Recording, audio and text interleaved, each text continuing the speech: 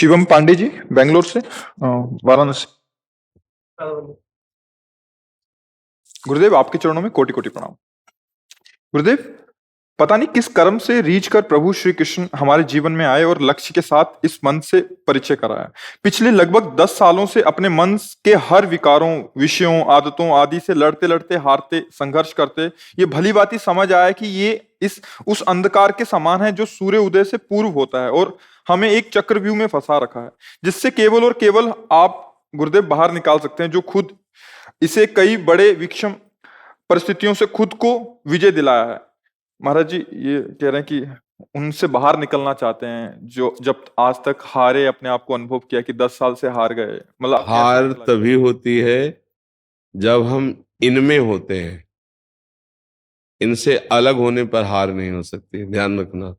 जो काम, क्रोध, लोभ, मोह, मद, मत्सर, विकार पर विजय प्राप्त करना चाहता है, तो गुरुजनों ने, भगवान ने जो हमें युक्ति दी वो हम तुम्हें बता रहे हैं। इनका काम होता है आपको अपने में लपेट लेना। जैसे काम जागृत होगा तो ये आपको अनुभव में नहीं आएगा कि मेरे अंतःकरण में काम जगा है। आपको ये आएगा मेरे में काम, मतलब मेरी इच्छा है कि मैं भोगूं। लपेट लिया आपको। आप अलग हैं, अंतःकरण अलग है। अंतःकरण के अहम धर्म में काम का आगमन हुआ, स्फुरण हुआ, संकल्प बना, चेष्टा के लिए प्रेरित करता है। बुद्धि उसकी जब तक दस्तखत नहीं करती तब तक वो कुछ नहीं कर सकता। होता क्या है कि हम सीधे उसमें तदात्म हो जाते हैं। मेरे मन में काम आ रहा है ये तो हम बोल रहे हैं, लेकिन मैं ही काम भोग करना चाहता हूं, इच्छा ये जागृत हो गई।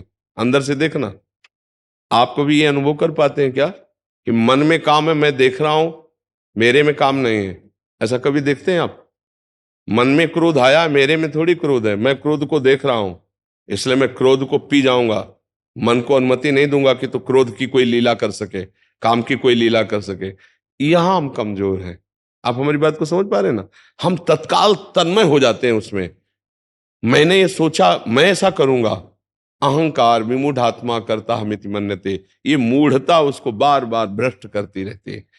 अब नाम जप करो, सत्संग सुनो, तो तुम ठीक समझ रहे हो कि मन में तुम्हारे काम आया। आपके तो मेरे मन में इस समय क्रोध आया, मेरे मन में काम आया, तो मन में आया ना, तुम में तो नहीं आया ना। तुम उसके साक्षी हो ना, तुम उसके दृष्टा हो ना। अब गंदी बात के लिए अनुमति मत दीजिए, आप कुछ नहीं बिगाड़ पाएगा आपको। लेकिन आप मन की जलन को अपनी जलन मानकर असहनीय हो जाते हैं। फिर लगता है जैसे मन शांत हो वैसे कर लो, क्योंकि आप मन में तन्मय हैं। यही हमारे जन्म जन्मांतर से फंसाए हुए है। मन की जलन अपनी जलन, मन की मांग अपनी मांग, मन की हर्षित होना अपने को हर्षित होना, मन का शोकित होना अपने, यही हमारा बंधन है और कोई बंधन नहीं। इसी बंधन को तुम अच्छे से समझ जाओ कि तुम्हारी मांगे ये सब नहीं है। उन मांगों में कुछ सही टिक लगाना है और कुछ नहीं। जो धर्मयुक्त है उसमें सही का निशान लगा दो। हर इंद्री के भोग को जो धर्मयुक्त है वो सही का निशान, और जो धर्म विरुद्ध पापाचरण बिल्कुल नहीं करूंगा, अभी जीत जाओगे। पर इसके लिए विवेक और बल चाहिए। बल चाहिए नाम जप का, विवेक चाहिए संतों के सत्संग से प्राप्त ज्ञान का। उससे हम उस पर विजय प्राप्त कर सकते हैं। ये कोई खिलवाड़ नहीं। बहुत बड़ा बली हो, लेकिन अंदर के योद्धा को परास्त किया जाता है विवेक और भजन बल से। दो बल अगर नहीं है फिर नहीं, फिर बात नहीं बनेगी। खूब नाम जप करो और ये विवेक रखो कि मेरी भोग वासना नहीं, मेरे को गुस्सा नहीं आता है, ये मन में आता है। देखो आप कहते हो ना हमारा मन आज अशांत है, हमारा मन आज ऐसा, तो आप देख रहे हो ना मन को ना, तो आप तो मन नहीं हो गए ना, तो आप संभाल सकते हो।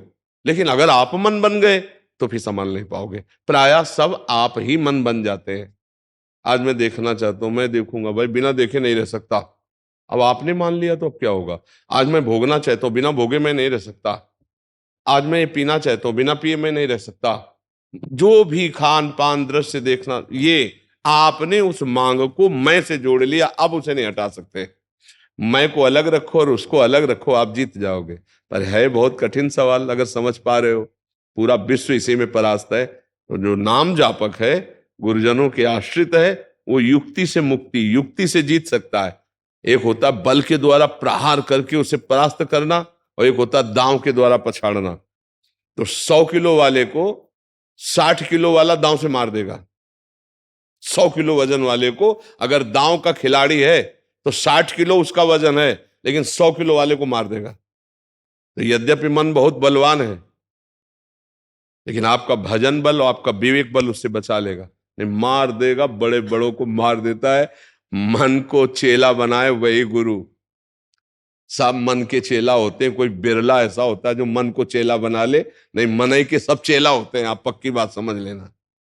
जगत गुरु वही जो मन को चेला बना ले, मन को अधीन कर ले। मन मारिया तन बस में कीना, हुआ भरम सब दूर। बाहर से कछ दिखत लाई, अंदर चमके नूर।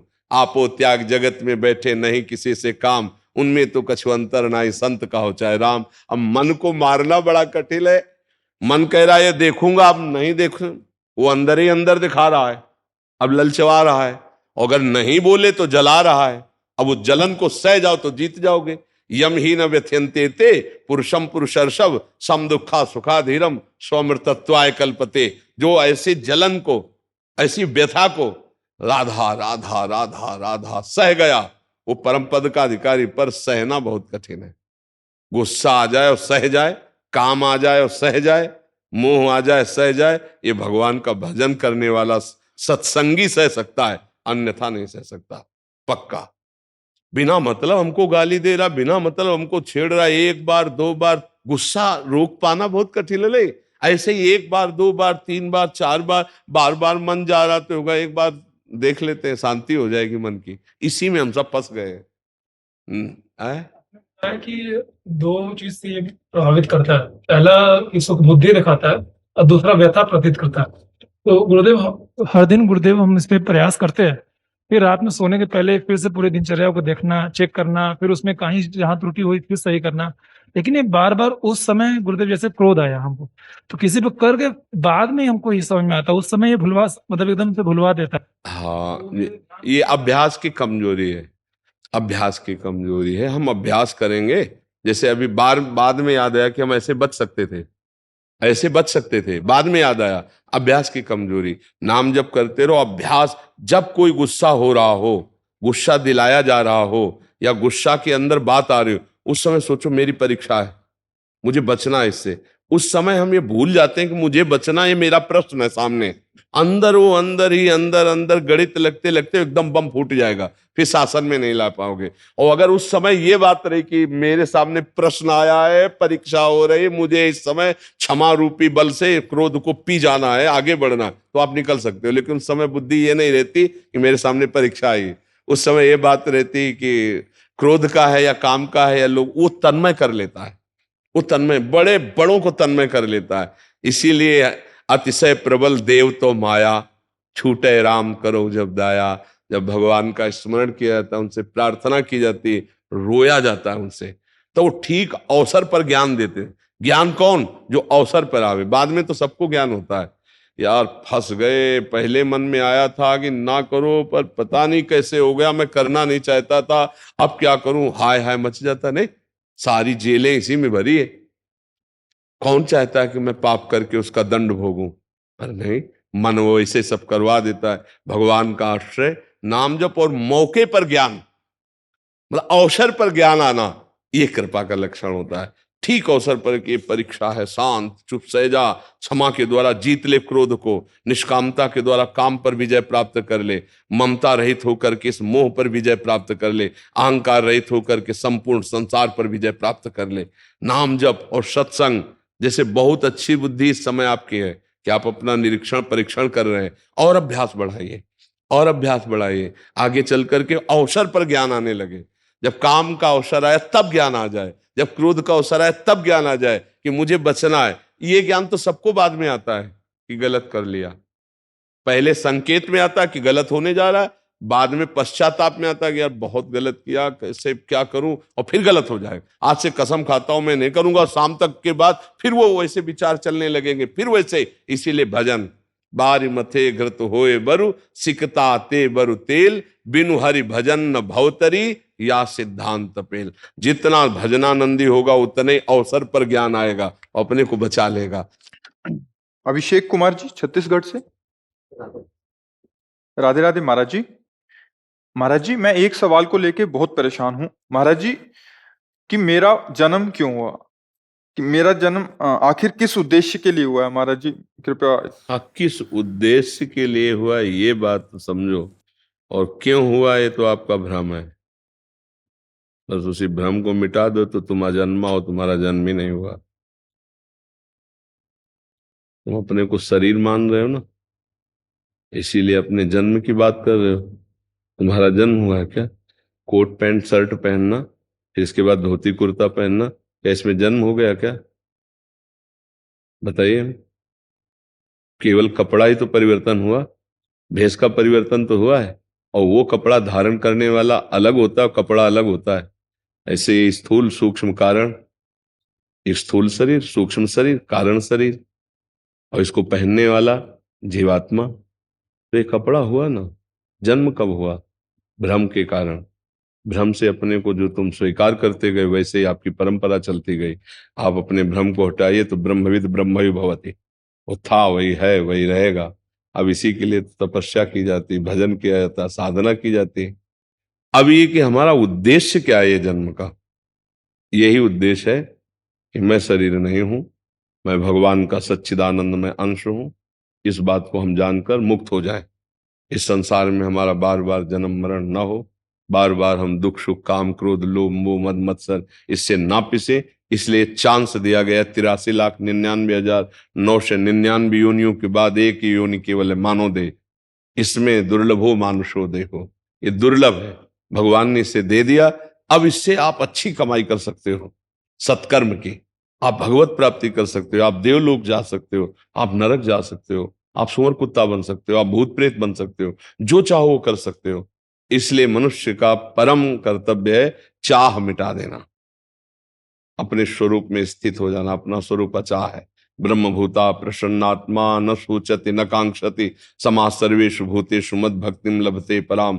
परम लाभ ये प्राप्त हुआ, ना कोई चाह ना कोई इच्छा, अपने स्वरूप में स्थित हो, ब्रह्म स्वरूप हो गया। अभी हम स्त्री पुरुष शरीरों में आसक्त हैं।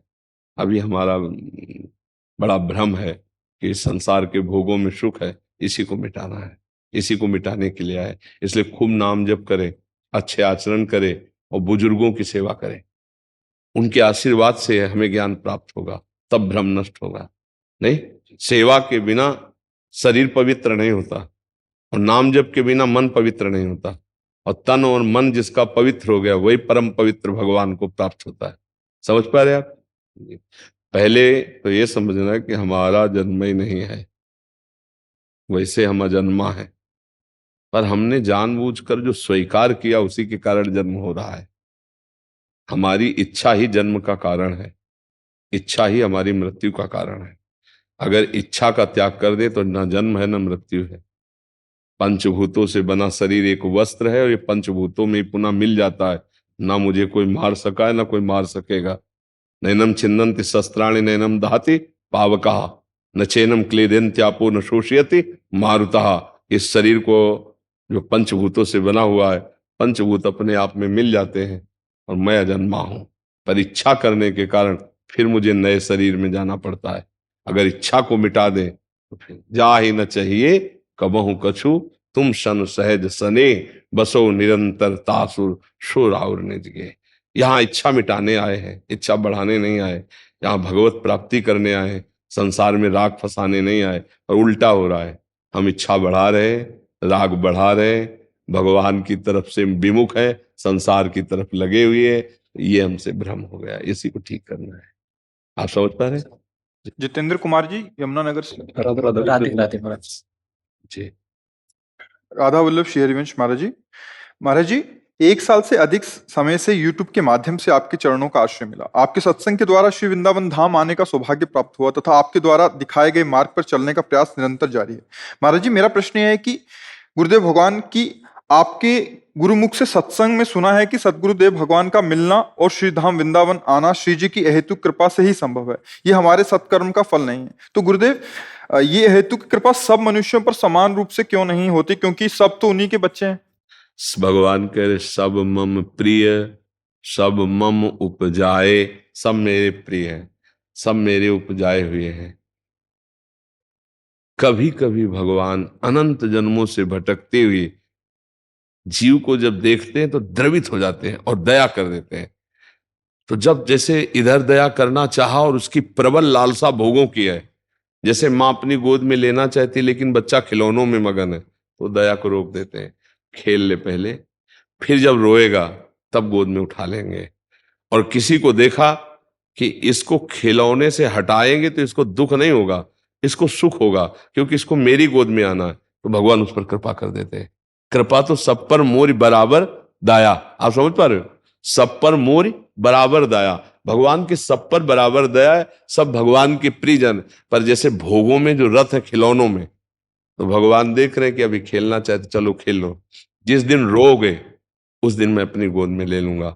तो कहीं ना कहीं तुम्हारे हृदय में भगवान ने देखा कि संसार के खिलौनों के प्रति उतनी प्रियता नहीं है, इसलिए तुम्हें रास्ता दे दिया। संत समाज जब द्रवहि दीन दयालु राघो तो साधु संगति पाई, भगवान ने रास्ता दे दिया। अगर साधु संगति प्रिय ना हो तो भगवान रास्ता ही नहीं देते, अगर भोग प्रिय होते तो भगवान ये कृपा नहीं करते। भगवान द्रवित उसी के ऊपर होते हैं जो कहीं ना कहीं भगवान में आस्तिकता है, कहीं ना कहीं भोगों के प्रति अरुचि की भावना है, भले अरुचि नहीं है लेकिन वो चाहता है कि है कुछ, कोई है एक आनंद, उस आनंद को जानना चाहता है, तो भगवान उसे कृपा कर देते हैं और साधु समागम दे देते हैं। भगवान की कृपा तो सब पे है। फिर जैसे माँ बच्चे को खिलौने में खेलते देखकर, राजी देखकर, फिर उसे विक्षेप नहीं पहुंचाती, खेल ले तू, जब तू रोएगा तब मैं देख रही हूं तुझे गोद में उठा लूंगी। बच्चा जब खिलौनों से, तब माँ गोद में ले लेती है। तो ये कहीं ना कहीं भगवान की आपके ऊपर इतनी कृपा है कि आपको संत समागम प्रिय लगने लगा, आपको वृंदावन आना प्रिय लगने लगा, तो भोगों के प्रति जो राग है वो कहीं ना कहीं हल्का हुआ। नहीं तो जो संसार के भोगों में मगन है तो फिर आपको कहेंगे कि कहाँ तुम फंस गए। तो वो बच्चे हैं खिलौने वाले, कृपा उन पर भी भगवान की है। वायु समान रूप से मिल रही, जल समान रूप से मिल रहा, पृथ्वी रख रही, आकाश के नीचे वो भी है, पर भगवान को ना मानकर खिलौनों में रहते हैं। कृपा तो भगवान की है कि उनको भी मनुष्य देह मिला, लेकिन वो खिलौनों में खेल रहे हैं। कहीं ना कहीं कोई ना कोई भगवान ने ऐसा बात देखी आपके अंदर, तो आपको संत समागम दे दे कि अब खिलौनों की प्रियता नहीं, अब तुम मेरे से खेलने के लिए तैयार हो जा, मैं तेरा साथी बनूंगा और मैं तुझे सच्चिदानंद खेल खिलाऊंगा। तो कृपा उनके हेतु की यही देखकर होती है जीव पर, कि कहीं ना कहीं जीव के अंदर जब इन खिलौनों से उबने की बात आती है, तब कहते आ मेरी गोद में खेला करके। तो उनकी गोद में चढ़ा कैसे जाए, कैसे पहुंचा जाए, तो भगवान संत समागम दे देते हैं। अब मोहि भाव भरोस हनुमंता, बिनु हरि कृपा मिले नहीं संता। कृपा सब पर मोर बराबर दया, बराबर दया है भगवान की सब पर जो भोगों में रत है वो उस दया का पात्र नहीं बन पाया, और जो भोगों में थोड़ा सा प्रश्नवाचक चिन्ह लगा दिया, क्या सुख यही है, तो फिर भगवान उसे रास्ता देते हैं। जैसे आपने कहा क्या उद्देश्य है मनुष्य जीवन का, तो जहां ये बात आई तो उसे साधु संग में लगा दिया जाता है। भगवान उस पर कृपा कर देते कि देख तेरे जीवन का परम उद्देश्य क्या। और कृपा तो सब पर भगवान की, चराचर पर भगवान की कृपा है, इस पर कोई संशय नहीं। समझ पा रहे हैं आप? मधु जी मथुरा से। राधा वल्लभ श्री हरिवंश महाराज जी, आपके चरणों में कोटि कोटि प्रणाम। गुरुदेव, क्या श्री जी के प्रसादी पुष्पों को घर की क्यारी जो कि अलग से बनाई गई है उसमें तोड़कर डाल सकते हैं, जिससे वो फिर से अंकुरित होकर पुष्प आ जाते हैं, तो उसे फिर से श्री जी की सेवा में उपयोग लाया जा सकता है? इसमें कोई अपराध तो नहीं? सही, ऐसा कर सकते हैं, ऐसा कर सकते हैं। उनसे फिर नए पौधे आगे तो मनिया होकर तो श्री जी की सेवा में ऐसा कर सकते हैं। पर ये ध्यान रहे कि बीज बोना अलग बात है, श्री जी के प्रसादी पुष्पों में यदि पैर पड़ जाए, किसका प्रश्न है, पैर पड़ जाए तो फिर सुकृत नष्ट हो जाते हैं, ये ध्यान रखना। ये एक हम उसमें शास्त्र में पढ़ा कि काशी में जो काशी नरेश थे, उन्होंने भगवान विश्वनाथ जी के लिए स्वयं पूजन के लिए एक सुंदर बगीचा बनाया हुआ था, पुष्प वाटिका। तो रात्रि में पुष्पदंत नाम के दिव्य पार्षद भगवान शिव के उनसे पुष्प ले जाते थे। तो आसपास पहरेदार लगे थे, तो पहरेदारों ने कहा कि कोई चोर आता, बड़े बड़े पुष्प चयन करके ले जाता है रात्रि में। तो उन्होंने कहा कि आसपास जब पहरेदार हैं तो चोर कौन सा आ जाता है, कैसे प्रवेश कर जाता है? तो उनका कोई दिव्य चोर आता है जो आकाश मार्ग से आता है। तो उन्होंने विद्वानों से ये सलाह की कि आकाश मार्ग से आने वाले दिव्य चोर को कैसे पकड़ा जा सकता है। तो उनका भगवान शंकर के प्रसादी पुष्पों को बगीचे में डाल दो, जहां उसके पैर पड़ेंगे उसके पुण्य नष्ट हो जाएंगे, अंतर ध्यान होने की शक्ति खो देगा और वो पकड़ा जाएगा। तो ऐसे जीव डाला गया। सोई अब उनको तो पता नहीं था, पुष्पदंत जी भगवान शिव के पार्षद हैं, जीव ही फूल चयन करके अंतर ध्यान होने के तो शक्ति खत्म। उनका तो कोई अपराध बन गया। तब देखा बिल्व पत्रों कुछ फूल बिछे हुए थे और उनका भगवान शंकर के प्रसादी पुष्पों में पैर पड़ गया। तो उन्होंने शिव महिमा स्तोत्र की रचना की। जे ही पूरा महिमा स्तोत्र का गायन किया, पुनः शक्ति आई और अंतर ध्यान हो गए। तो इससे उदाहरण मिलता है कि भगवान के प्रसादी, श्री जी के प्रसादी पुष्पों में यदि पैर पड़ जाए तो हमारे पुण्य नष्ट हो जाएंगे। तो इसलिए बीज बोना अलग बात है और पुष्पों का यदि हमारे पैर, अब क्यारी में तो चलना ही होगा। अलग से जैसे क्यारी बनी होगी शायद। अब देख लीजिए, हमारा केवल उद्देश्य ये है उससे पुष्प पुनः नवीन वृक्ष आवे और पुष्प उदय हो, उसमें कोई परेशानी नहीं, पर उन पुष्पों को पैरों से ना हो तो अच्छा, ऐसा कोई विधान हो तो आप देख लीजिए क्यारी में। नहीं तो जैसे क्यारी की गुड़ाई करना है या क्यारी की सिंचाई, क्यारी का मतलब काफी होता है। कि घर आदि में जैसे छोटा सा कहीं ईंट लगा के बना लिया, ऐसा इनका शायद भाव हो। जैसे हाँ, हमारे तो यहाँ उस तो बड़ा बड़ा है ना, अच्छा अच्छा, यहाँ तो बड़ा अपने तो क्यारी का मतलब ऐसे समझते हैं। अच्छा, वो एक छोटा ईंट लगा हाँ, के थोड़ा सा उसमें तो ऐसा कोई अलग। परेशानी नहीं, क्योंकि उसमें कोई पैर तो जाएगा नहीं। ऐसे तो कर सकते हैं, बस पैर न पड़े ऐसी जगह कर सकते हैं जी। महाराज जी, इनका लंबा प्रश्न है। ये कहना चाह रहे हैं कि पहले ये पुलिस में थे, एसआई के पद पे तैनात थे, बट अभी इन्होंने रिटायरमेंट ले लिया, मतलब सत्संग के प्रभाव से, कि अभी भजन करना चाहते हैं। और ये कह रहे हैं कि मतलब 6-7 महीने से तो मतलब भजन ठीक चल रहा था, बट बीच में ऐसा लगा कि इनको अकेलापन सा, या इन्होंने कुछ सोचा कि कोई बिजनेस कर लेते हैं उससे, क्योंकि पहले अभ्यास था बाहर व्यवहार आदि का, तो फिर भजन में तो महाराज जी कह रहे कि फिर अब ये बीच में मतलब बीच में ही है कि क्या करें, उधर जाऊं या इधर जाऊं। अभी पहले तो भजन में लगा, बट काफी ऐसा लगा कि फिर कोई बिजनेस खोल लूं इससे अच्छा, कि ताकि मन भटकाव अन्यत्र ना जाके उस बिजनेस में लगे, और भजन के उद्देश्य जो था वो अभी ऐसे मतलब घुमा के प्रश्न है ये। आपको तो सरकारी थी तो आपको तो पेंशन तो मिलती होगी, फिर बिजनेस की क्या जरूरत है? कुछ खाने पीने की व्यवस्था हो गई जिसके कारण आपने नौकरी छोड़ी है। अगर आपकी सरकारी नौकरी थी तो पेंशन तो मिलती ही होगी। नहीं मिलती क्या पेंशन? पेंशन मिलती है। तो मुझे लगता है फिर चुपचाप बैठ कर के एकांत नाम जप करो, सत्संग सुनो, और काहे को फंसोगे फिर व्यापार आदि। कह रहे कि कुछ तनाव ना हो जाए या शरीर बीमार ना हो जाए, इसलिए कुछ लगे रहूं, काम में लगे रहूं, ऐसा इनका ऐसा भाव है अंदर से। नहीं तो आप अपने वहां की बात करो जहाँ रह रहे हो। वहां रह रहे हैं महाराज जी, अभी भिवानी वहीं रह रहे हैं बाहरी। तो मतलब अभी छोड़ तो दिया, बट पहले व्यवहार में ऐसा रहा है कि पूरा दिन करें क्या। नहीं, हमने सोचा ये वृंदावन आ गए हैं। वृंदावन तो फिर तो समय नहीं है। हाँ, तभी तो फिर बाहर तो ये बात है, बाहर तो दिनचर्या इतनी भजन की कैसे हो सकती है। यहाँ तो इतनी दिनचर्या की सांस लेने की फुर्सत नहीं। आप इतना समझो, महाराज जी समय नहीं। 1 बजे रात्रि से मतलब हमें 1 मिनट की फुर्सत नहीं है। अब हमें नहीं, हमें तो 1 बजे रात्रि से, यहाँ बच्चे तो रात रात भर पूरे सब लगे रहते हैं, किसी को फुर्सत नहीं है। अगर किसी संत से पूछो तुम्हें फुर्सत, किसी को फुर्सत नहीं। ऐसी दिनचर्या है रात दिन की, बस खा के 2-4 घंटे सो जाओ। लेकिन आप बाहर रहते हो, अब विचारने विषय कि यदि ऐसा कुछ लगता है तो आप ऐसा कोई धार्मिक कर लीजिए। नहीं तो मुझे लगता है कि आपके यदि जीवन यापन और परिवार यापन के लिए हो तो काहे को।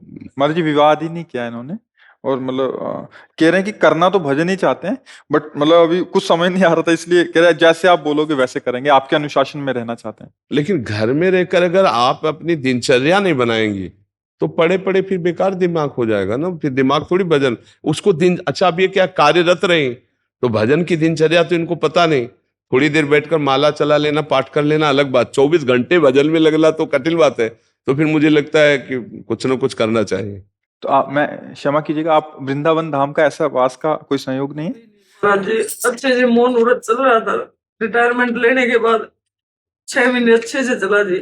नाम में बहुत मन लगता है, आपकी दया से महाराज जी बहुत मन लगता है। लेकिन महाराज जी अब थोड़ा महीने पहले बुखार हो गया, बीपी डाउन हो गया, थायराइड की प्रॉब्लम हो गई, इसलिए थोड़ा मन ऐसे हो गया कि कहीं अभी तो कुछ हुआ ही नहीं। अगर कहीं कैंसर हो जाए तो क्या होगा, किडनी फेल हो जाए तो क्या हो जाए। हमको भजन करके इतनी तैयारी रखनी है कि मरना है देखो सच्ची मानना, अगर ये आखिरी बात नहीं समझोगे तो फिर फेल हो जाओगे। आखिरी बात है कि ये शरीर छूटना है, आज नहीं तो कल छूटेगा। अच्छा, इसके छूटने के कोई ना कोई विधान बनेंगे, कोई ना कोई शरीर में रोग आए, इसी के पहले हम ऐसा भजन करके ऊंचाई प्राप्त कर ले कि मृत्यु हमें दुख न दे पावे। तो नाम जप कैसे छूट गया? और होना चाहिए नाम जप। चल रहा है जी, लेकिन वो थोड़ा ऐसा हो गया डिप्रेशन की, कहीं बीमार हो के मैं कहीं डिप्रेशन ना हो जाए, इसलिए भजन करने वाले को डिप्रेशन? हाँ, अभी थोड़ा कुछ गलत मामला है तुम्हारे चिंतन का, उसको सुधारो। भजन करने वाले डिप्रेशन? नहीं नहीं भाई, ऐसी बात नहीं है। भजन करने वाले के संग से डिप्रेशन हटता है, उसको डिप्रेशन किस बात का? आपको भगवान का भरोसा नहीं तो डिप्रेशन किस बात का है? पूरा भरोसा है। तो डिप्रेशन किस बात का है? महाराज जी, मेरा वही मौन और मेरा निरंतर नाम जप चला दो महाराज जी। अब कह रहे मौन रहने से अच्छा है राधा राधा बोलना। अगर हमें बोलने का मन करे ना तो खूब चिल्ला चिल्ला बोले राधा राधा राधा राधा। हम प्रपंच ना बोले, हम मौन पर ज्यादा नहीं ध्यान देते। अब जबान दी भगवान ने, अब उसको चुप रखे हैं। अरे हम बोले, भगवान की चर्चा बोले, नाम बोले, राधे राधे बोले, गंदी बात की जगह मौन हो जाए, प्रपंच की जगह मौन हो जाए, जरूरत की जगह बात कर ले। भगवान ने वाणी दी तो उसका प्रयोग करें, सत प्रयोग करें, असत प्रयोग ना करें। तुम परेशान क्यों नजर आ रही हो? क्या परेशानी है तुम्हें? महाराज जी, भजन करना है जी, बस आपके आज्ञा में रहना है। बस आप चिंता मत कीजिए, लेकिन भजन करने वाला परेशान क्यों होता है? परेशानी का विषय तो आपको डर क्यों लग रहा है कि मैं डिप्रेशन में चले जाऊं? आप कितना भजन करेंगे? खाली रह गए महाराज जी, इसलिए थोड़ा सा। नहीं, खाली कहाँ हो, हर समय राधा राधा जपो। चल रहा है जी, आप ठीक है। तो बस फिर डिप्रेशन शब्द मत बोलो, नहीं डर जाएंगे और लोग कि भजन करने वाले डिप्रेशन में पहुंच जाते हैं क्या? नहीं नहीं, परेशानी, भजन आनंद का विषय है, परेशानी का विषय थोड़ी है। नहीं, बढ़िया है, और संसार में नहीं गई तो और बढ़िया है। मत भेजो मेरे को संसार में, मत भेजो। नहीं, आप जाने लायक ले देंगे, संसार में भेजला क्या है? जो नाम जपने लगा, जो भगवान की शरण में, अब आयु किस शरीर की कितनी है? 42 है जी। 42? अब क्या, तो ब्याह थोड़ी होला है, अब तो नाम जप करो। कोई काम भी नहीं करना जी, मेरे को कुछ नहीं करना, मेरे से कुछ नहीं होगा। आप नाम जप करो, और जब आपका मन आया करे ना तो यहाँ वृंदावन आ गई, दर्शन करी, परिक्रमा करी, बहुत आनंद मिलता है। भगवान का धाम है ना। अच्छा, यहाँ कोई फीस तो लगती नहीं, बैठ के अपने एकांतिक, जब कभी आई 10-15 दिन, महीना भर में एक बार सत्संग, एक बार एकांतिक, वृंदावन की परिक्रमा, और आनंद पूर्वक। अच्छा, कुछ शरीर से करते रहना चाहिए दिनचर्या में। ऐसी दिनचर्या ठाकुर जी विराजमान कर लो, और उनकी सेवा, पाठ, कीर्तन, रसोई बनाना, स्वयं पोछा लगाना, स्वयं सोने लगाना, मतलब शरीर को एक्टिव रखना चाहिए। नहीं, अगर एक्टिव नहीं रखोगे तो या तो इतना भजन में मन कि हर समय भगवदाकार, नहीं तो फिर जो आप कह रहे हो फिर वो परेशान कर देगा, क्योंकि कामनाओं का नाश हुआ नहीं अंदर से, और वो फिर परेशानी पैदा कर देंगे। इसलिए नाम जप करो और अच्छे विचारों का सृजन हो। आपका समय खाली नहीं रहना चाहिए। ठाकुर जी प्रियाजू विराजमान कर लो, उनकी सेवा में लगा। सुबह मंगला कर लिया, स्नान कराया, श्रृंगार कराया, भोग बनाया, भोग लगाया, फिर उनको पवाया, फिर उनको शयन कराया, फिर थोड़ी देर ग्रंथ सत्संग सुना, फिर घर के कोई कार्य ऐसे कर लो। घर में भी बहुत कार्य होते हैं। व्यापार आदि करने में क्या रजोगुण में फंस जाओगे। अब जब पति नहीं, लड़का बच्चा नहीं, परिवार नहीं, तो मुझे लगता है मुक्त हो जाओ, बढ़िया अवसर है। पर रहो ऐसे ही बेस में रहो कि कोई जान ना पाए कि आप भजन करते हो, और खूब अच्छे से भजन करो। आप तो प्रवीण हो, जब फोर्स में रही हो ना तो आप तो प्रवीण हो, चतुर हो। संसार में फंसो मत, और आपको जो सरकारी पेमेंट मिलती है उससे उधर पोषण करो, भजन करो। बहुत अच्छा चल रहा है जी। हाँ, बहुत अच्छा। हाँ, पर रो मत, मुस्कुरा के बात करो, रो मत। ऐसे रोने से सबको लगेगा भजनानंदी लोग रोते हैं क्या, ऐसे नहीं, मुस्कुरा। आप चाहिए जी मेरे को, आप चाहिए बस, आपका। हमारा स्वरूप है राधा राधा राधा राधा। जितना नाम जप करोगे उतना ही आनंद का अनुभव होगा। हमारा सच्ची कहते हैं, ये देखो ढांचा आज है कल नहीं रहेगा, लेकिन हमारा स्वरूप रहेगा आपके दिमाग में। यदि आपने गुरु माना है, संत माना है, मित्र माना है, तो आपके दिमाग में प्रेमानंद रहेगा, और वो जब तक आपका कल्याण नहीं कर देगा तब तक आपके दिमाग से नहीं जाएगा। ये ध्यान रखना, शरीर तो चला जाएगा, हमारा जो नाम दिया हुआ है आपके पास वही हमारा परिचय करा सकता है। राधा राधा राधा राधा आप जपना, फिर देखना आपको लगेगा कि प्रेमानंद यहीं बैठा है, दिमाग में बैठे हैं, प्रेमानंद हमारे हृदय में बैठे हैं। ये शरीर तो नाशवान है, आज नहीं तो कल चला जाएगा, इसका कोई ठिकाना नहीं है, इसका किसी का भी ठिकाना है। पानी का बुलबुला किस समय फूट जाए, ऐसे ये शरीर है। हाँ, इसलिए नाम जप करो और गुरु आश्रित होकर उनकी आज्ञा। और देखो, पवित्र चरित्र रखो, सबसे प्रार्थना है। अगर चरित्र पवित्र होगा तो फिर बात नहीं बनेगी। चरित्र पावन होना चाहिए। आपका शरीर, आपकी दिनचर्या पवित्र होनी चाहिए। ये जो गंदे आचरण लोग करते हैं ना, फिर उनकी बुद्धि हमारी बातों को नहीं पकड़ पाएगी। उसके लिए चरित्र चाहिए। तो आप सब अपने चरित्र को पावन रखो, नाम जप करो, खान पान अच्छा रखो, और पूरे दिन की एक दिनचर्या बनाओ जिसमें आप एक्टिव रहो। आपका समय खाली नहीं होना चाहिए। 5 मिनट भी कुछ न कुछ कार्य प्रणाली चलती रहनी चाहिए। अंदर नाम जब चल रहा है और बाहर से कार्य प्रणाली। अगर कार्य प्रणाली नहीं तो बैठे बैठे, ठीक आप कह रहे हो, भजन में मन उतना लगेगा नहीं तो डिप्रेशन जैसा आ जाएगा, शरीर रोगी हो जाएगा। थोड़ा व्यायाम करते हैं। हाँ, व्यायाम करो। जब आप फोर्स में रहे तो व्यायाम करो, व्यायाम करो। कुछ ना कुछ घर के कार्य ऐसे करो। घर में कुछ ना कुछ कार्य तो होते ही रहते हैं। हाँ, तो फ्री मत बैठो, पैसे के बल से फ्री मत बैठो। कोई ना कोई कार्य करो, पर समाज से दूर रहने वाला कार्य करो, और नाम जप करो तो जीवन भगवान की तरफ। श्री हरिवंश महाराज जी, श्री जी का कृपा से निकृष्ट अधम, आपका कृपा से 2 लाइन पंक्ति लिखा है, नहीं तो सीना फट जाएगा। गुरु कृपा ही केवल, गुरु चरणों कमल भजे मन। पूरा भारत कहती है वृंदावन में कहीं रहते हैं, प्रेम की गंगा जहाँ बहती है वृंदावन उसे कहती है। प्रेम की नगरी, प्रेम की भाषा, राधा नाम की जब सबकी आशा। जाग उठो इस जीवन में, नहीं तो मुक्ति न मिलेगा कोटि जन्म में। मनुष्य जीवन दुर्लभ है, अमृत जैसा नाम है राधा।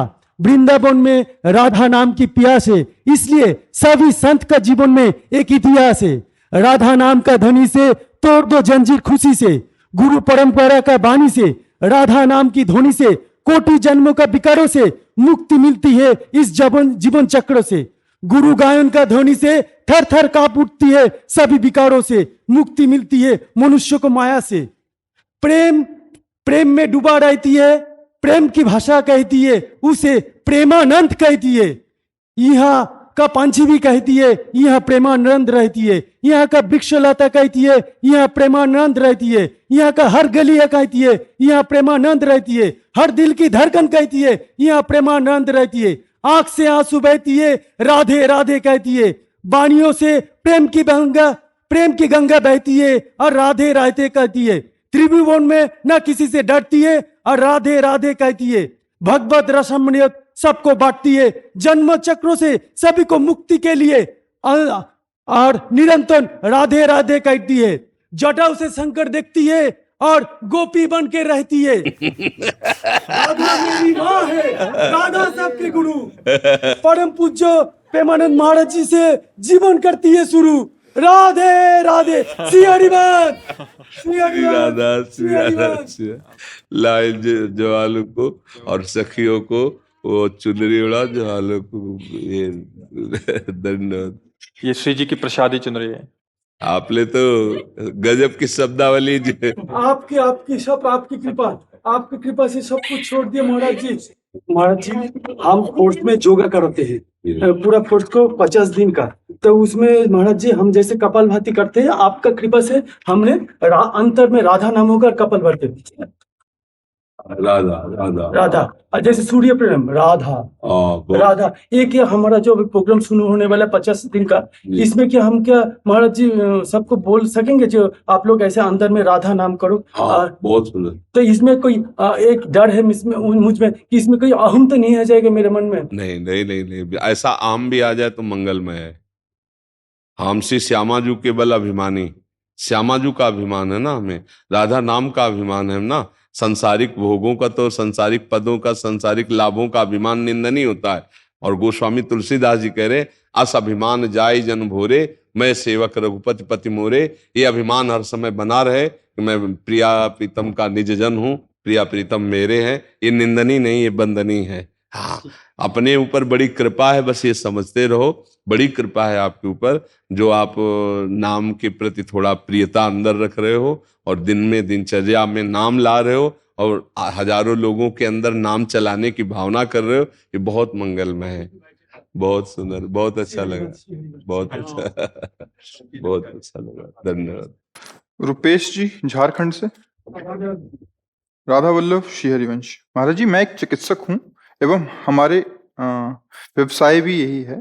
प्रभु, हमें दिन भर में कितना घंटे कार्य धन कमाने के उद्देश्य से करना चाहिए? हमें कितना धन संग्रह नहीं, करना चाहिए मुझे कि लगता परिवार है और- कि अगर आप चिकित्सक हो तो धन का तो लक्ष्य नहीं रहना चाहिए। अगर आप भोजन भी पा रहे हो, कोई मरीज दुखी आ गया है तो आपको भोजन छोड़ देना चाहिए और दौड़ पड़ना चाहिए, क्योंकि एक एक मिनट वो बहुत भारी दुख पा रहा होगा। तो आपको भोजन बाद में पाना चाहिए, पहले डॉक्टर हो या आयुर्वेदिक हो, जो भी हो। आप कौन से उसमें एलोपैथिक है? हाँ, तो आपको तत्काल उसमें धन लक्ष्य नहीं रखना है। धन लक्ष्य रखोगे तो फिर मरीज को भगवान रूप मान करके आप आराधना नहीं कर पाओगे। परिवार के वो अपने आप मिलेगा, वो तो मिलेगा। हम तुमसे ये थोड़ी करें कि धन लेना ही नहीं है। लक्ष्य नहीं रखना धन। जैसे आपका प्रश्न है कि मैं कितने घंटे करूं जिससे मेरे को धन की प्राप्ति हो जाए, इसमें इतनी तृप्ति हो जाएगी। धन से आज तक किसी को तृप्ति नहीं हुई। आपको कितने घंटे नहीं देखना, आपको देखना है कितने मरीजों को मैं सुख पहुंचा सकता हूं। परिणाम में जो आपको पेमेंट या धन मिलती है उससे परिवार का तो संचार, लेकिन आपका लक्ष्य धन नहीं है। आपका लक्ष्य कितने मरीजों को मैं रोग मुक्त कर सकता हूं, उनको कितना सुख दे सकता हूं। यह है आपके भागवतिक विचार, और वो होगा सांसारिक विचार। मरीजों से धन लेना, कितना धन ले सकता हूं जिसमें मैं सुखी होकर के नाम जप करूं एकांत में, कि 8 घंटे डॉक्टरी कर ली, इसकी सेवा में नाम जप करूं। मुझे लगता है कि ऐसे विचार उत्तम भागवत के नहीं होते। अगर मुझे रात्रि के 12 बजे तक भी लगना पड़ेगा तो मैं मरीज को सुखी करने के लिए खड़ा खड़ा कष्ट सहूंगा और कृष्ण कृष्ण बोलूंगा और उसकी सेवा करूंगा। और अगर हो सकता है उसके पास पैसे ना हो, तो अगर हमारे पास है तो मैं एक दिन भूखा रह करके भी उसको निरोग करना चाहूंगा। ऐसे से भगवान प्रसन्न हो जाते हैं। ऐसे को कोई अलग साधना नहीं करनी पड़ती मेरी समझ में। अगर आप हमारी बात को समझ पा रहे हो, आपका इसमें कोई संशय है? क्योंकि आपके नेत्र भी बता रहे हैं कि आप समझ नहीं पा रहे हैं। बोलिए। परिवार हैं और बच्चे हैं तो उनके लिए पर्याप्त धन का कुछ आप पर्याप्त संख्या बोल सकते हैं क्या? आज तक कोई पर्याप्त संख्या बोल पाया क्या? ईमानदारी से बोलना। पर्याप्त संख्या बोल सकते हैं कि इसके बाद हमें नहीं चाहिए? अगर आपको 1 करोड़ मिल जाएंगे ना तो 5 करोड़ की आवश्यकता ना पैदा हो जाए तो मुझे बता देना। 5 करोड़ मिल जाएंगे ना तो 50 करोड़ की आवश्यकता पैदा हो जाएगी पक्का। ये कभी पर्याप्त हो ही नहीं सकता। इसे सुरसा समझो। सुरसा का मतलब होता है ना, दुगना रूप बढ़ाती चली जाए। 8 से 16, 16 से 32, 32 से 64 बढ़ाती चली जाती है। तो अति लघु, विवेक क्या कहता है? अति लघु रूप धरे हनुमाना। बहुत सूक्ष्म रूप धारण करके मुख में जाकर वापस आ गए। वासना की कभी पूर्ति नहीं होती, उपासना से ही पूर्ति होती है। जो मिले उसमें संतोष करो और मरीज को भगवान मानकर उसके कष्ट निवारण की बात सोचो। अगर धन की बात रहेगी तो आप ये बात नहीं कर पाएंगे। मरीज को ऐसे देखो जैसे अपना बेटा अगर बीमार होकर ऐसी स्थिति में आता तो मैं क्या करता? सारा बौद्धिक बल लगाकर उसको सुखी करने की चेष्टा करता। ऐसे मरीज को जैसे आपका भाई आता तो क्या करते? आप बावरे होकर लग जाते कि कैसे कष्ट निवारण करें। धन लक्ष्य नहीं रखना, मरीज की प्रियता रखनी। भगवान मरीज रूप में आए, हम पूरा जोर लगा देते हैं। वो आपको इसलिए बोले कि आप वैष्णो तिलक लगाएं, आप कंठी बांधे, तो आप भागवतिक हैं। भागवतिक है इसका मतलब आपका उत्तर भागवतिक ही जाना चाहिए आपके पास, जिसमें आपको भगवान की भी प्राप्ति होगी और धन की भी प्राप्ति होगी और आनंद भी रहेगा। अगर आप धन लक्ष्य करेंगे तो ऐसा ही बर्ताव करेंगे मरीज के साथ। देखो भाई, इतनी फीस होगी तो होगी नहीं, आप ले जाइए, कहीं भी ले जाइए। इतने रुपए की व्यवस्था होगी तो ऑपरेशन कर सकते हैं। नहीं, आप मतलब आपको मरीज से मतलब नहीं, केवल रुपए से मतलब है। आप समझो, कई ऐसे डॉक्टर हैं जो केवल रुपए से मतलब रखने के कारण समाज से अप्रिय हो चुके हैं, क्योंकि मरीज को मरीज ना मान करके एक व्यापार मान लिया।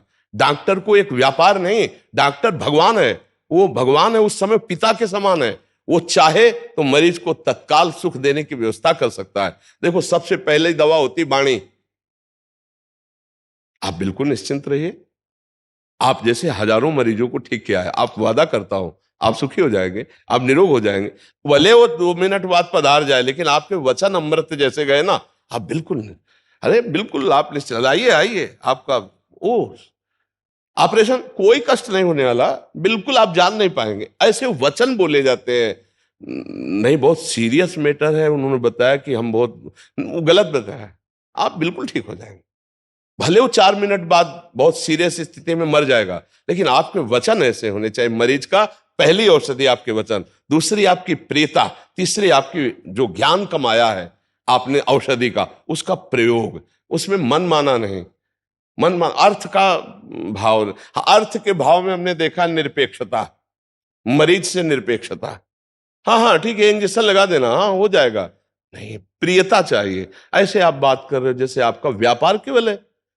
अरे वो मरीज आया है, भगवान आए हैं उस रूप में, आपको ज्ञान मिला है, आप अपने पूरे ज्ञान का प्रयोग कर दीजिए। कभी ऐसा करके देखना, पूरे ज्ञान का प्रयोग कर दीजिए, अर्थ की अव्यवस्था में आप अपना अर्थ लगा दीजिए और फ्री सेवा कर दीजिए, तो आपके परिवार में ऐसे प्रवीण पैदा होंगे कि जो कमा के भी तुम नहीं उनको प्रवीण कर सकते थे, वो कमा के तैयार कर देंगे। बच्चे ऐसे शालीन, सौम्य और ऐसे विवेकवान बनेंगे कि देख देख के आपको सुखी अंदर सुख होगा। और करोड़ों बेईमानी करके दूसरे की खून और दूसरे की जान पर खेल करके रख लो, वही बच्चे तुम्हारा खून पिएंगे, ऐसे आचरण करेंगे कि घर में जाओगे तो जलोगे और बाद में थप्पड़िया के तुम्हें घर से निकाल देंगे, तुम्हारी कमाई हुई संपत्ति से तुम्हें बहिष्कार कर देंगे, तुम्हें जीने लायक नहीं रखेंगे, क्योंकि तुमने ऐसा अपराध किया तो उसका दंड तुम्हारे बच्चे ही देंगे, तुम्हारा परिवार। हमारी बात शायद थोड़ी कड़वी लग रही हो, लेकिन आप अक्षरशः सत्य समझ लेना, मरीज में भगवान है और आप निष्काम भाव से डॉक्टर बने हैं तो आप उसकी, और धन तो आपको मिलेगा ही। ऐसा कौन सा कार्य है जो आपको धन न मिले डॉक्टरी में? लेकिन बेईमानी नहीं, ईमानदारी से आप, धन की प्रधानता नहीं। कई ऐसे गरीब भाई बहन बीमार होते हैं जिनके पास, अरे आजकल कितना पैसा केवल जांच में लगता है भाई। तुम्हें लगा कि 4,000 5,000, उस गरीब आदमी से पूछो जो गेहूं बेच के लाया है, किसान मेहनत करके आया, वो 5,000 क्या समझते हो? उसके लिए 5 करोड़ के बराबर 5,000 है, क्योंकि वो गेहूं बेच के आया है, वो चना बेच के आया है, जो बैल जैसी मेहनत करके कमाया। गेहूं कितने का गेहूं बिके? 5,000 में कितना ढेर सारा गेहूं उसका बिक जाता है, और पैदा कितना होता। अब वहां तुम्हें इतनी जांच करो, इतना ये करो, इतना ये करो, अब उसकी तो हालत खराब हो रही है, किसी तरह अपने आदमी को जिलाना चाहता है। इन बातों को देखना चाहिए। जो धनी है, जो संपन्न है, उनसे आप पूरा हिसाब किताब लीजिए, लेकिन जो गरीब है उनके हिसाब में थोड़ी छूट कीजिए। अपनी तरफ से अपने को कम धन कमाने का उद्देश्य रख के उसको स्वस्थ रखने, तो भगवान आपके परिवार में ऐसा किसी को खड़ा कर देंगे जो बहुत धनी हो जाएगा। हमारी आंतरिक बातों को समझा जाए कि भगवान ने देखा कि आपने धन की प्रधानता नहीं की, तो आपसे श्रेष्ठ डॉक्टर बन सकता है, आपसे ग्रेजुएट धनी बन सकता है, वो बुद्धिमान बन सकता है, और आपने अगर अधर्म की कमाई की तो आपको जलाने वाला बन सकता है। भगवान का आश्रय लिया जाए, मरीज को भगवान समझ करके धन की प्रधानता न रखते हुए पूरी सेवा की जाए, तो निश्चित भगवान की कृपा सुख प्रदान करती, ना कि धन। आज हमारी समाज में धन की प्रधानता बैठ गई है, यही सबसे बड़ी हानि हो गई है। तो हमें लगता है डॉक्टर को हम सब समाज में भगवान कहते हैं, दूसरा नहीं कहा जाता। हम सबकी एक मान्यता है कि एक डॉक्टर हमारा भगवान है, वो चाहे हमें बचा सकता है, वो चाहे हमें मार सकता है। इतनी बड़ी मान्यता को धन से नहीं तोलना चाहिए। पूरा जीवन तुम्हारे हवाले हो जाता है। ऑपरेशन थिएटर में केवल आप होते हैं और मरीज होता है, और उसकी लिखा पड़ी होती है कि मृत्यु हो जाने पर आपको कोई दोष नहीं। अब आपका क्या कर्तव्य बनता है?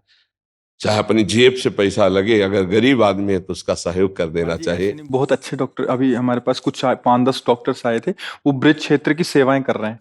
मतलब गांव-गांव जाके या ऐसे बरसाना में, वृंदावन में शिविर लगाते हैं, जिसमें वो फ्री ऑफ कॉस्ट दवाइयां लेके आते हैं। और मतलब जो साधु संत जन ऐसे हैं, वो 10 डॉक्टर्स थे, अभी टीम है महाराज जी पूरी, मतलब भागवती का आपका सत्संग सुनते हैं, तो मतलब उन्होंने ऐसा किया है कि महाराज आपसे ही प्रेरणा लेके कि जन समाज की फ्री ऑफ कॉस्ट, मतलब जो उनका बीपी चेक कर रहे हैं, किसी को शुगर है, किसी संत भगवान को उसको पता नहीं है, तो उनको दवाइयां प्रोवाइड कराई जा रही हैं हर महीने 15 दिन में। बहुत उत्तम है, धन्यवाद है।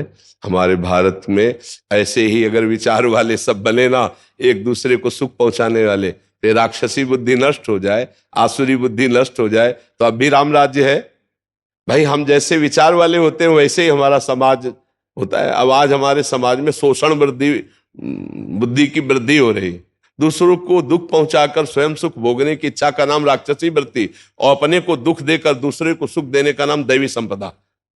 वो दैवी संपदा भागवतिक है। तो आप तो दैवी संपदावान हैं, आप विवेक से चलिए, परिवार का पोषण करने के लिए चिंता मत कीजिए। भगवान करे योगक्षेमम वाहम्यहम, विश्वास करो भगवान पर।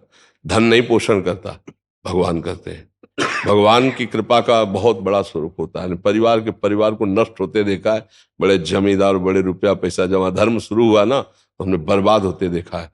और एक गरीब घर को सजते हुए देखा धर्म से चलते हुए। धर्म से चलो, मेहनत करके कमाओ, तो बच्चे तुम्हारे बड़े धनी हो जाएंगे। सबसे बड़ा धन होता है बौद्धिक स्तर शुद्ध होना। बौद्धिक स्तर बिगड़ गया, खूब रुपया कमाया, ड्रग्स पी रहे, गंदे आचरण कर रहे हो, किस काम का परिवार हो जाएगा। इसलिए धर्म से चलो, धन की प्रधानता ना रखो।